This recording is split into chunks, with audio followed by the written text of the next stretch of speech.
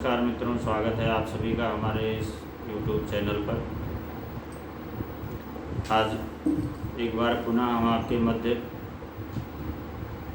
सूर्य ग्रहण से संबंधित जानकारी जो कि 21 जून को घटित होने वाला है उसको लेकर के उपस्थित हैं। इससे संबंधित आपको सारी बातें बताएंगे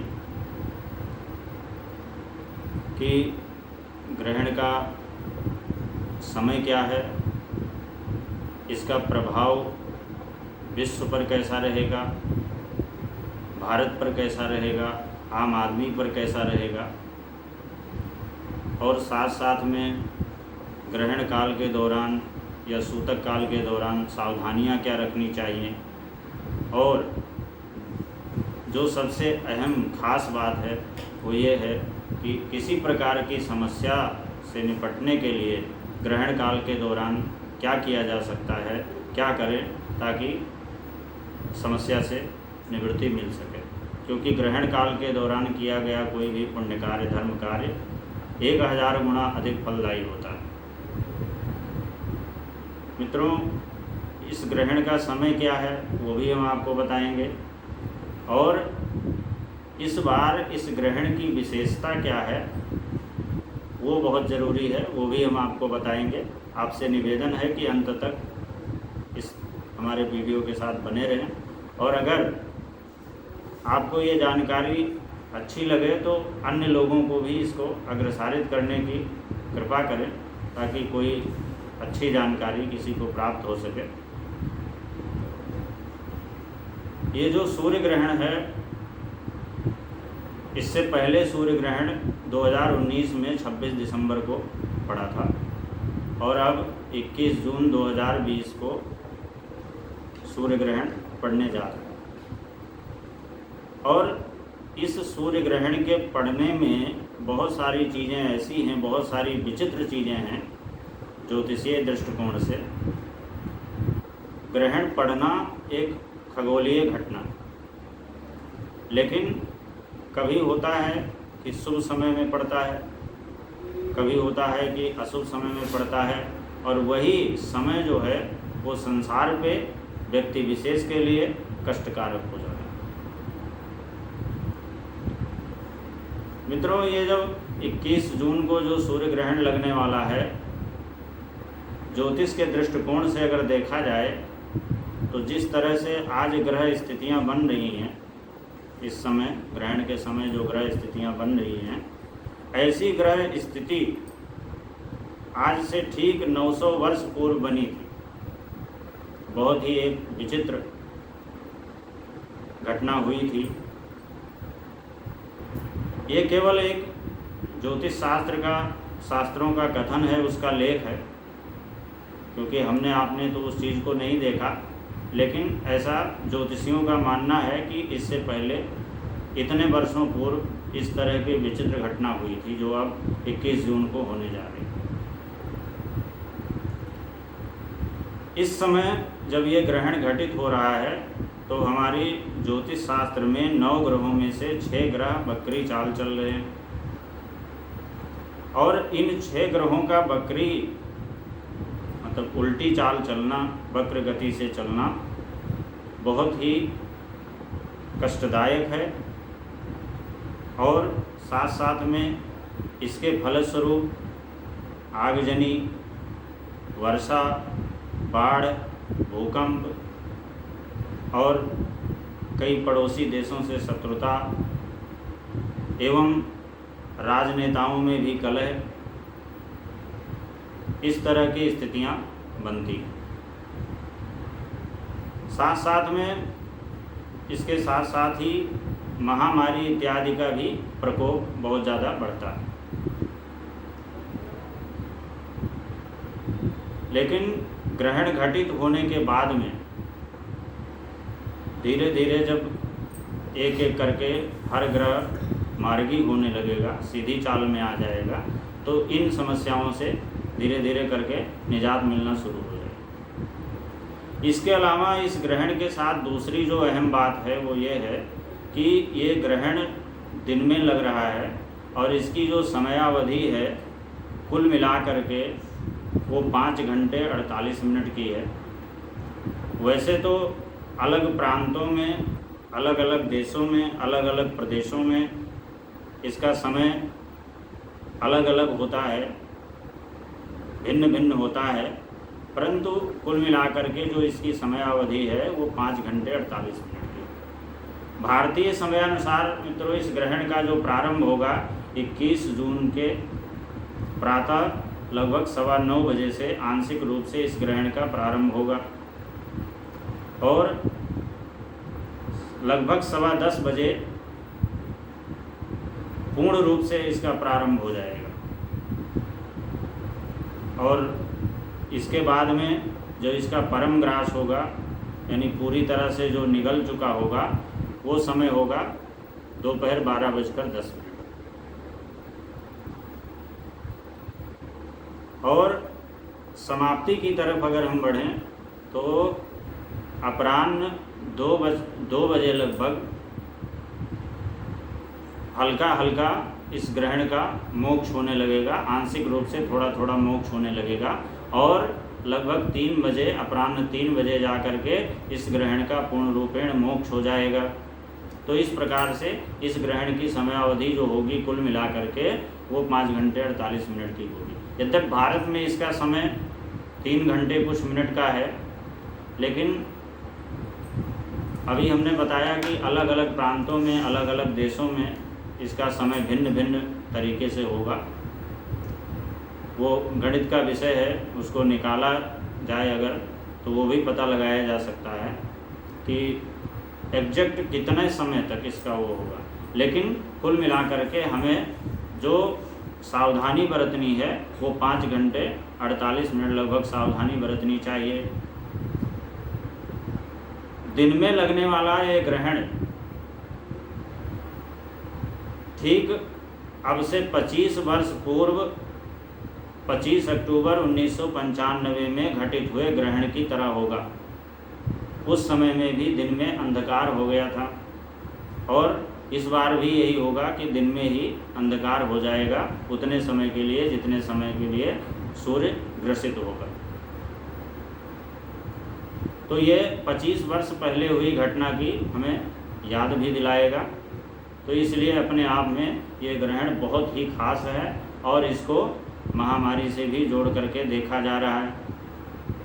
ज्योतिषीय दृष्टिकोण से इसकी भूमिका जो है वो महामारी में भी बहुत विशेष रूप से।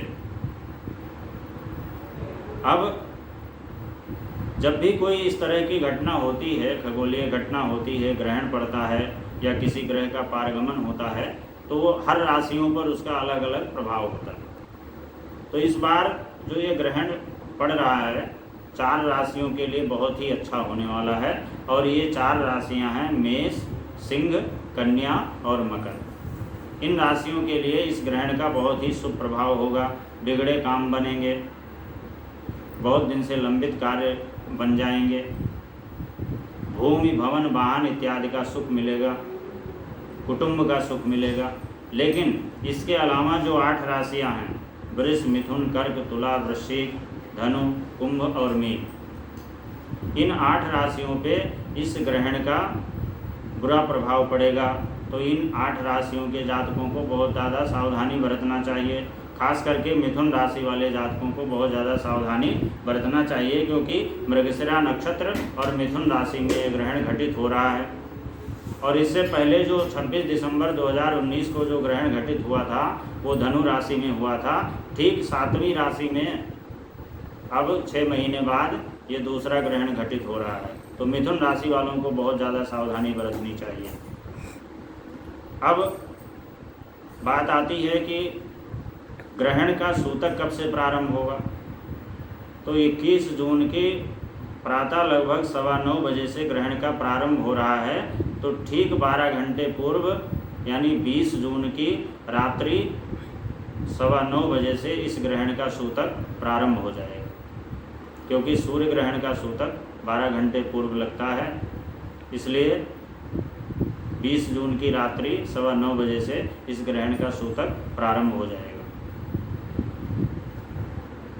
सूतक काल के दौरान क्या करना चाहिए, क्या नहीं करना चाहिए, ग्रहण काल के दौरान क्या करना चाहिए, क्या नहीं करना चाहिए, वो भी हम आपको बताएंगे।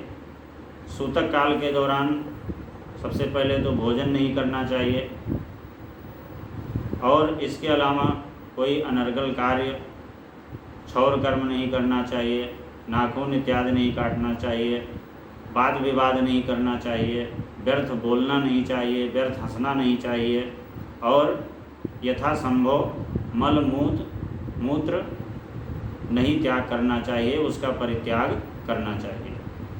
ग्रहण काल के दौरान भी इस चीज़ को करना चाहिए।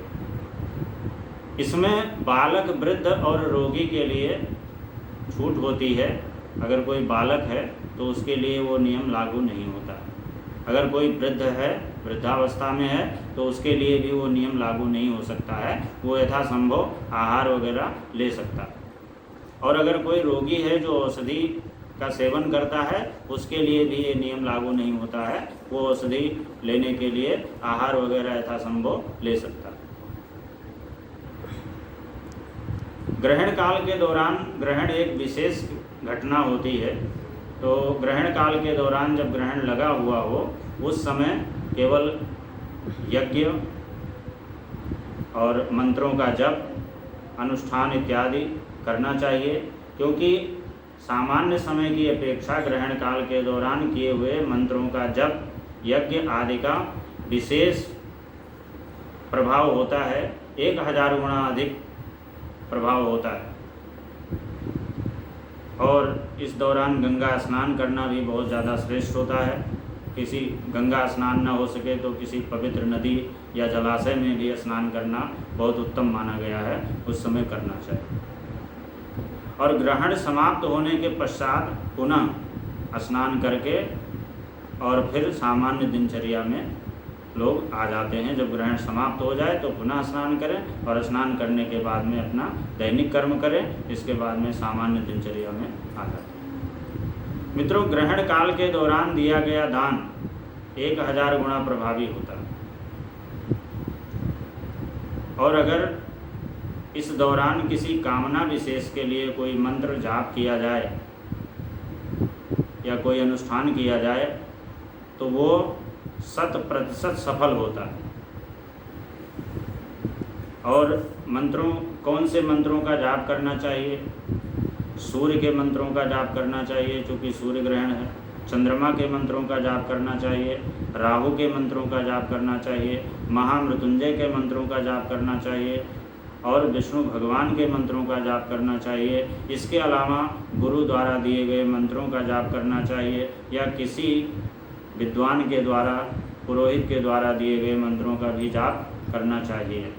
और अगर कोई कामना विशेष है, मान लिया किसी का कार्य व्यवसाय नहीं चल रहा है, तो उसे लक्ष्मी जी के मंत्रों का जाप करना चाहिए, जिससे उसके पास लक्ष्मी जी का आगमन भी होगा और कार्य व्यवसाय भी सुचारू रूप से चलने लगेगा। अगर किसी को संतान की कामना है तो उसको इस दौरान विष्णु भगवान के मंत्रों का या संतान गोपाल के मंत्रों का भी जाप करना चाहिए। इससे संतान की कामना पूर्ति होती है। और अगर कोई व्यक्ति रोग से ग्रसित है, शारीरिक परेशानी है, तो वो महामृत्युंजय के मंत्रों का जप कर सकता है और साथ साथ में विष्णु सहस्त्र नाम का पाठ भी कर सकता है। ऐसा करने से बहुत ज़्यादा लाभ होता है, त्वरित लाभ होता है।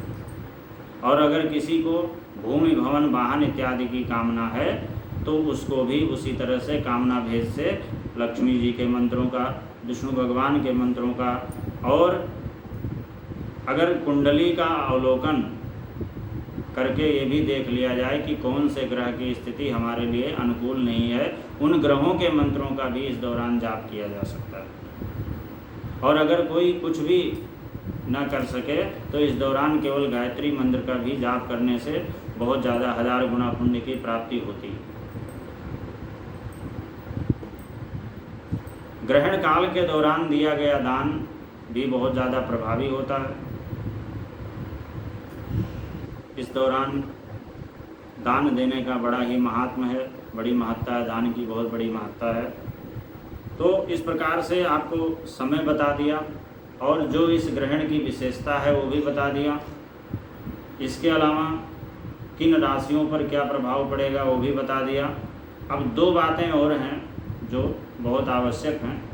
इस दौरान गर्भवती महिलाओं के लिए ये बड़ा ही कठिन समय होता है जब उन्हें बड़ी सावधानी बरतनी होती है। ग्रहण काल के दौरान उनको शीघ्रता में चलना नहीं चाहिए, हाथ पैर मोड़ करके बैठना नहीं चाहिए, सामान्य मुद्रा में बैठना चाहिए, ज़्यादा व्यर्थ बोलना नहीं चाहिए, अंग प्रत्यंग इधर उधर मोड़ना नहीं चाहिए, इससे गर्भस्थ शिशु पर उसका दुष्प्रभाव पड़ता है। साथ में उन महिलाओं के लिए जो गर्भ से हैं उनके लिए अपनी गोद में नारियल, कुसा, तुलसी पत्र और इसके अलावा एक बहुत ही ख़ास चीज़ है जो है देसी गाय का गोबर, अगर वो उसका लेप कर लिया जाए तो कोई भी दुष्प्रभाव नहीं होता है, बच्चे पर उसका बुरा प्रभाव नहीं पड़ता है। ये बहुत सावधानी वाली बात है और बहुत ही आवश्यक बात है। और अगर लेटने की आवश्यकता हो, शयन करने की आवश्यकता हो तो शयन तो करना नहीं चाहिए, फिर भी अगर व्यवस्था में लेटने की ज़रूरत पड़ जाए तो सामान्य मुद्रा में हाथ पैरों को विशेष रूप से न मोड़ें, क्योंकि जिस प्रकार से हमारी प्रतिक्रिया रहेगी, हमारे अंग प्रत्यंग मुड़ेंगे, उसी प्रकार से आने वाले गर्भस्थ शिशु पर उसका दुष्प्रभाव पड़ जाएगा। तो इसलिए उनके लिए बहुत ही विशेष सावधानी होनी चाहिए।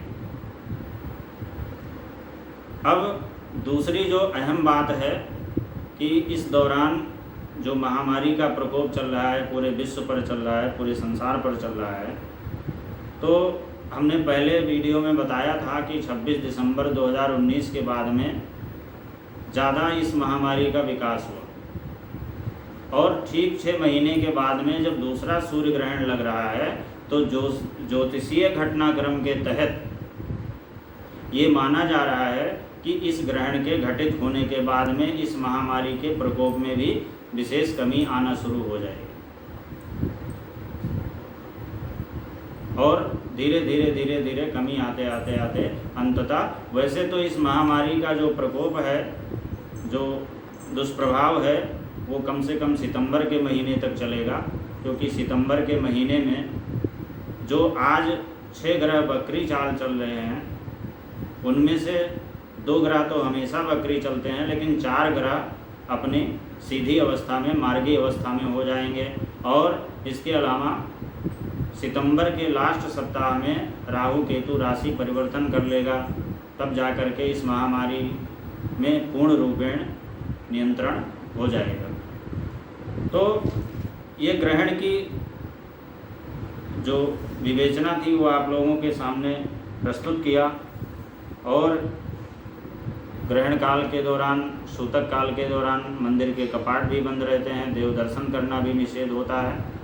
तो इसलिए ग्रहण काल के दौरान जो आवश्यक चीज़ें हैं, जो ज़रूरी चीज़ें हैं, कामना भेद से आप उन मंत्रों का जप कर सकते हैं, गंगा स्नान कर सकते हैं और दान कर सकते हैं, यज्ञ कर सकते हैं, क्योंकि अन्य समय में किए गए दान और यज्ञ, पूजन, मंत्र जाप की अपेक्षा ग्रहण काल के दौरान किया गया जो पुण्य कर्म है वो 1000 गुना अधिक प्रभावी होता है।